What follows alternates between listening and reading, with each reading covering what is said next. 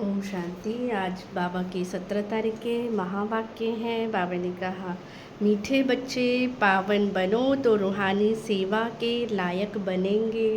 देही अभिमानी बच्चे रूहानी यात्रा पर रहेंगे और दूसरों को भी यही यात्रा कराएंगे।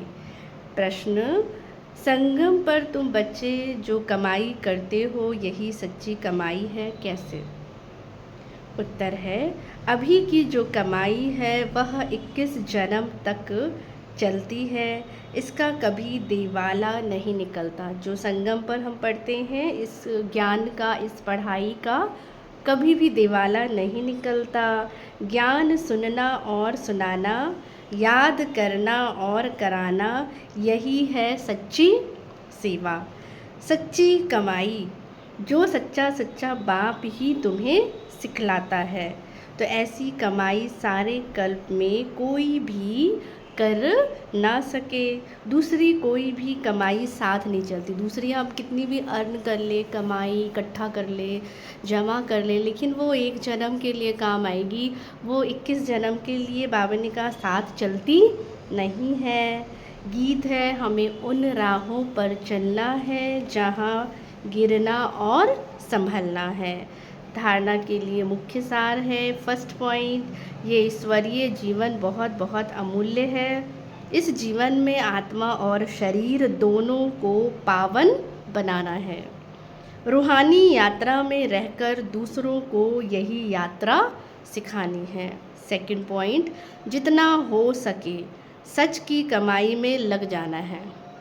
निरोगी बनने के लिए याद में मजबूत होना है। वरदान, शरीर को ईश्वरीय सेवा के लिए अमानत समझकर कार्य में लगाने वाले नष्टो मोहा भव। जैसे कोई की अमानत होती है तो अमानत में अपनापन नहीं होता। पता होता है कि ये जो दूसरे की चीज़ है वो अपना नहीं है, तो ममता भी नहीं होती, अपनापन भी नहीं होती है। तो ये शरीर भी ईश्वरीय सेवा के लिए एक अमानत है। ये अमानत रूहानी बाप ने दी है। बाबा के लिए शरीर भी किसने दी है? बाप ने दी है। तो ज़रूर रूहानी बाप की ही याद रहेगी।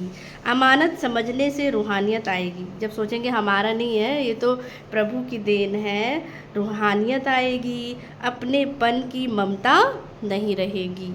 यही सहज उपाय है। क्योंकि भक्ति में हम कहते थे ना, तेरा तुझको अर्पण क्या लागे मेरा, तन भी तेरा, मन भी तेरा, धन भी तेरा, तो सब कुछ उसका है। तो इसीलिए बाबा ने कहा अमानत समझेंगे तो क्या है, ममता नहीं होगा, अटैचमेंट नहीं होगी। तो बाबा ने कहा यही सहज उपाय है निरंतर योगी नष्टो मोहा बनने का। तो अब रूहानियत की स्थिति को प्रत्यक्ष करो। स्लोगन, वानप्रस्थ स्थिति में जाना है तो दृष्टि वृत्ति में भी पवित्रता को, है ना, अपनी दृष्टि में और वृत्ति में, सोच में, दोनों में पवित्रता को अंडरलाइन करो। अच्छा, ओम शांति।